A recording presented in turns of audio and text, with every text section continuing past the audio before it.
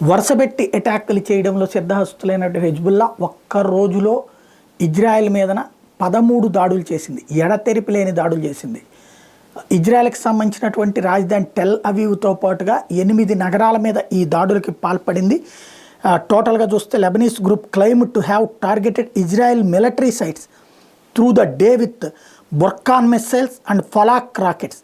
The escalation in attacks came days after reports emerged of Hezbollah being alerted by an unnamed Arab country that the IDF was planning to invade Lebanon. మొన్ననే చెప్పుకున్నాం కదా, ఒక Arab దేశానికి Israel వాళ్ళు సమాచారం అందించారు, ఇట్లా మేము లెబనాన్లోకి ఎంటర్ కాబోతున్నామని. ఆ అరబ్ దేశం ఇజ్రాయెల్కి మిత్ర దేశం, కానీ మతపెచ్చతో వాళ్ళు వెంటనే లెబనాన్కి సమాచారం అందించారని.